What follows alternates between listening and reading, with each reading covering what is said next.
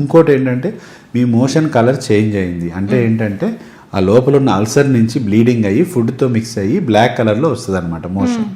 అట్లాంటి వాళ్ళు కూడా ఎండోస్కోపీ చేయించుకోవాలి. మీరు వెయిట్ లాస్ అవుతున్నారు, లేకపోతే ఇంత తిన్నా సరే ఫుల్ అయిపోతుంది, సో ఇట్లాంటి వాళ్ళందరూ ఎండోస్కోపీ ఖచ్చితంగా చేయించుకోవాలి.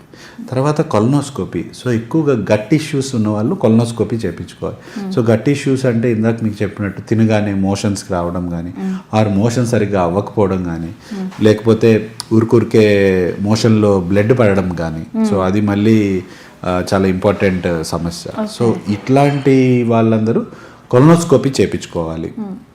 కొలనోస్కోపీ అంటే సెడేషన్ ఇచ్చి ఒక 1/2 hour టైం ఉంటుంది టెస్ట్. సో దానికి కూడా సెడేషన్ ఇస్తామంటే ఏంటంటే చిన్న మత్తు ఇచ్చి చేసే టెస్ట్ అనమాట. 1/2 hour ఉంటుంది.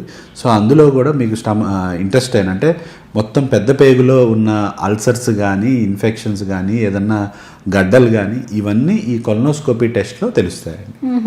సో దాని ద్వారా అసలు సమస్య ఏంటనేది ఈజీగా ఐడెంటిఫై అవుతుంది. ఓకే, అంటే ఏం జరిగిపోతుందో నాకు అపోహ, భయంతోనే రోగాలను పెంచుకునే పరిస్థితికి వచ్చింది. అదే అగైన్ అది స్ట్రెస్ అండి. ఆ స్ట్రెస్ వల్లనే చాలామంది ఇప్పుడు మోషన్లో బ్లీడింగ్ అవుతుంది. సో మోషన్లో బ్లీడింగ్ పైల్స్ వల్ల అవ్వచ్చు, క్యాన్సర్ వల్ల అవ్వచ్చు.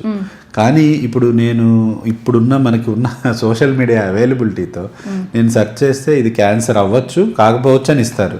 కానీ రియల్ సమస్య మీకు ఎప్పుడు తెలుస్తుంది? మీరు ఒక డాక్టర్ దగ్గరికి వెళ్తేనే తెలుస్తుంది. ఇప్పుడు ఆ మోషన్లో బ్లడ్ పడుతుంది కరెక్టే, దాంతోపాటు ఇంకేమన్నా అసోసియేటెడ్ సిమ్టమ్స్ ఉన్నాయా అంటే మోషన్ లూజ్గా అవుతుందా, లేకపోతే మీరు తినలేకపోతున్నారా, బరువు తగ్గుతున్నారా, ఇట్లాంటివి ఉంటే క్యాన్సర్కి ఎక్కువ దారితీస్తుంది.